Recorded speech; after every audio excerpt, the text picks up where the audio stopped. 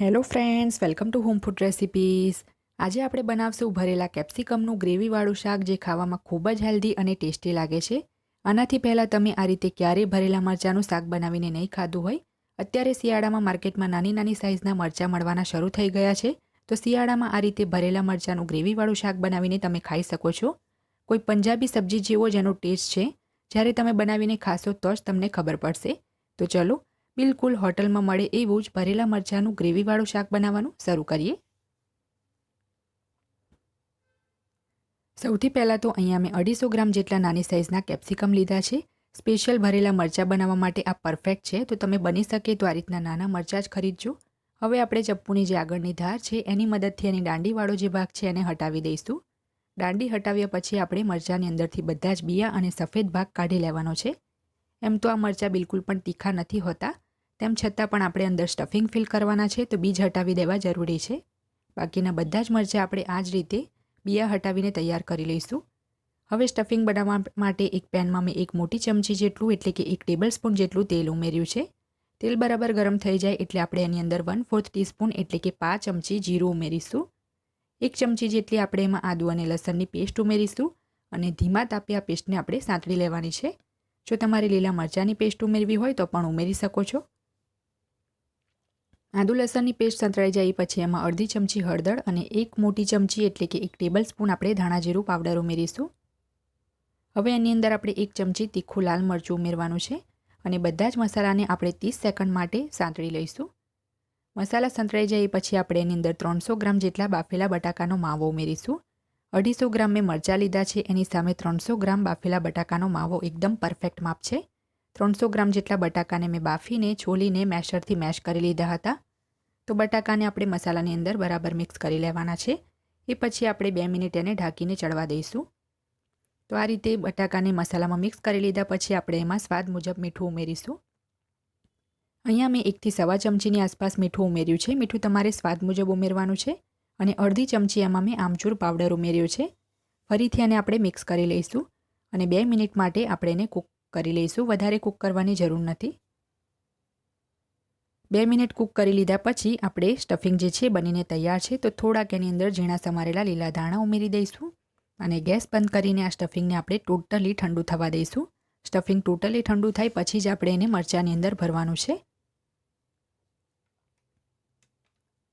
જે મરચાં મેં લીધા હતા એ બધાને મેં બિયા કાઢીને અંદરનો વ્હાઈટ ભાગ હટાવીને તૈયાર કરી લીધા હતા અને આપણું સ્ટફિંગ પણ ઠંડુ થઈ ગયું છે. તો એને આપણે હાથથી આ રીતે મરચાંની અંદર સ્ટફ કરી લઈશું. સરસ આંગળીથી દબાવતા રહીને આપણે સ્ટફિંગને ફિલ કરવાનું છે. આ જ રીતે આપણે બાકીના બધા જ મરચાંને ભરીને તૈયાર કરી લઈશું. હવે ફરીથી એક પેનમાં આપણે 2 મોટી ચમચી એટલે કે 2 ટેબલસ્પૂન જેટલું તેલ ઉમેરીશું અને તેલ બરાબર ગરમ થઈ જાય એટલે આપણે જે ભરેલા મરચાં ભરીને રાખ્યા હતા એ બધા જ આમાં મૂકી દઈશું. મરચાં નાની સાઇઝના છે તો એકદમ જલ્દી ચડી જશે.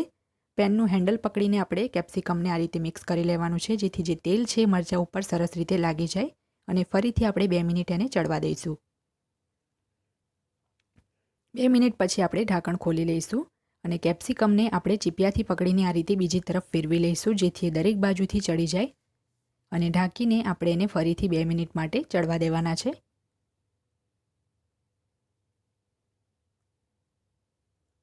ફરીથી 2 મિનિટ પછી આપણે ઢાંકણ ખોલી લઈશું અને કેપ્સિકમને આપણે ફેરવી લઈશું. દર 2-2 મિનિટે તમારે ઢાંકણ ખોલીને એને ઉલટપલટ કરતા રહેવાનું છે, જેથી એ બધી જ બાજુથી ચડી જાય. નહીં તો અમુક સાઈડથી ચડી જશે અને અમુક સાઈડથી કાચા રહી જશે.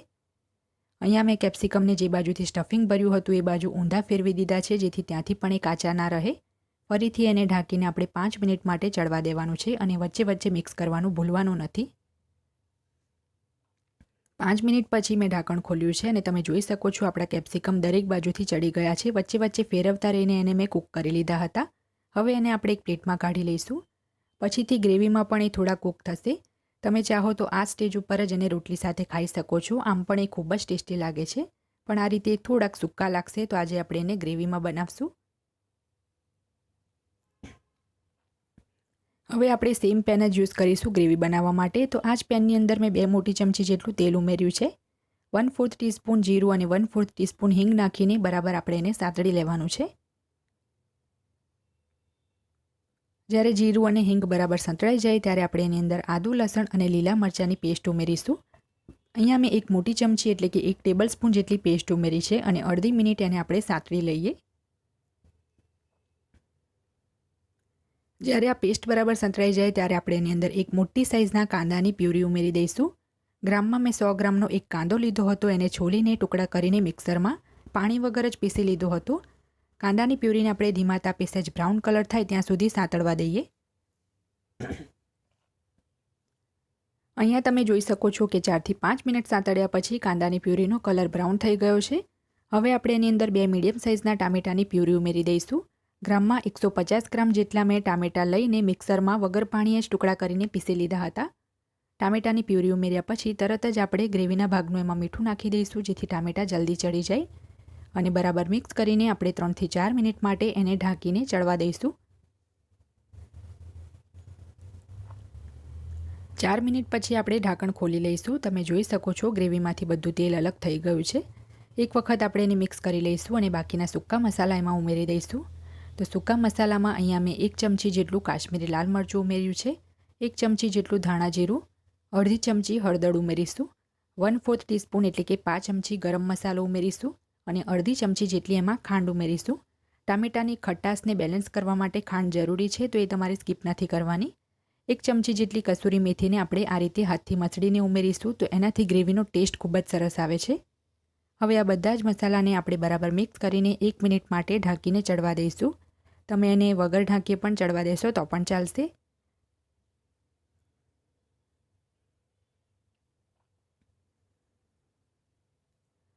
એક મિનિટ મસાલાને સાંતળ્યા પછી હવે આપણે એની અંદર થોડુંક પાણી ઉમેરવાનું છે. તો અહીંયા હું આની અંદર અડધો કપ જેટલું એટલે કે 100 ml જેટલું પાણી ઉમેરી છું. ધ્યાન રાખવું કે ગ્રેવી અને મસાલા બરાબર ચડી જાય પછી જ એમાં પાણી ઉમેરવું, નહીં તો શાકનો ટેસ્ટ બિલકુલ પણ સારો નહીં આવે. જ્યારે ગ્રેવી થોડી ઉકળી જાય એટલે આપણે એની અંદર 2 મોટી ચમચી એટલે કે 2 ટેબલ સ્પૂન ઘરના જ દૂધની ફ્રેશ મલાઈ ઉમેરીશું. આનાથી આપણા શાકનો ટેસ્ટ ખૂબ જ સરસ આવશે. તમે ચાહો તો અમૂલની ફ્રેશ ક્રીમ હોય તો એ પણ ઉમેરી શકો છો. તો બરાબર મિક્સ કર્યા પછી મને પાણી થોડુંક ઓછું લાગે છે, તો અડધો કપ જેટલું પાણી મેં એની અંદર બીજું ઉમેર્યું છે અને ગ્રેવીને હવે આપણે ઉકળવા દઈશું. મીઠું જો તમને ઓછું લાગે તો તમે સ્વાદ મુજબ થોડુંક મીઠું એડ કરી શકો છો. હવે આપણે જે કેપ્સિકમ સાંતળીને રાખ્યા હતા તેલની અંદર એ આની અંદર મૂકી દેવાના છે અને ઢાંકીને આપણે 2 થી 3 મિનિટ એને ગ્રેવીમાં ચડવા દઈશું.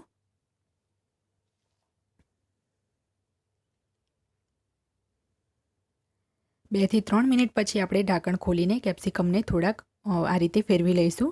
કેપ્સિકમ બિલકુલ પણ કાચા ના રહેવા જોઈએ, નહીં તો સ્વાદમાં આ શાક બિલકુલ પણ સારું નહીં લાગે. જો તમને લાગે કે ક્યાંકથી એ કાચા રહી ગયા છે તો આ વખતે આ સ્ટેજ ઉપર તમારે ગ્રેવીમાં એને કૂક કરી લેવાના છે. તો હવે એની અંદર મેં થોડાક ઝીણા સમારેલા લીલા ધાણા ઉમેર્યા છે અને જ્યાંથી પણ મને કેપ્સિકમ થોડાક કાચા લાગે ત્યાં હું એને આ રીતે ફેરવીને હજી પણ ચડવા દઈશ. આ માટે જ આપણે કેપ્સિકમ એકદમ નાની સાઇઝના લેવાના છે, જેથી એને ચડવામાં વાર ના લાગે. ટોટલ 3 થી 4 મિનિટ કૂક કર્યા પછી આપણું ભરેલા કેપ્સિકમનું શાક બનીને તૈયાર છે. તો હવે એને સર્વ કરવા માટે પહેલાં મેં પ્લેટમાં થોડીક ગ્રેવી સર્વ કરી છે અને હવે આપણે ઉપરથી આ રીતે એના ઉપર કેપ્સિકમ મૂકીશું. તમે પણ આ કેપ્સિકમનું શાક તમારા ઘરે ચોક્કસ ટ્રાય કરજો, બધાને ખૂબ જ પસંદ આવશે. બટાકાનું સ્ટફિંગ સાથે જ ગ્રેવી અને કેપ્સિકમનો પણ સ્વાદ, ત્રણેય વસ્તુનો સ્વાદ આવી જશે.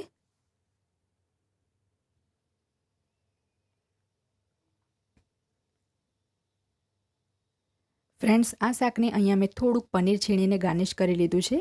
જો તમને મારી આજની આ રેસીપી પસંદ આવી હોય તો મારા વિડીયોને લાઇક કરી, શેર કરી, ચેનલને સબસ્ક્રાઇબ કરવાનું ના ભૂલતા. સબસ્ક્રાઇબ બટનની બાજુમાં જે બેલ આઇકન છે એને પણ દબાવજો, જેથી તમને મારા આવનારા તમામ નવા વિડીયોની જાણકારી સૌથી પહેલાં મળે. અને જો તમારે મારો આ જ વિડીયો હિન્દીમાં જોવો હોય તો એની પણ મેં લિંક નીચે ડિસ્ક્રિપ્શન બોક્સમાં આપી દીધી છે. તો મળીએ નેક્સ્ટ વિડીયોમાં. ત્યાં સુધી આવજો.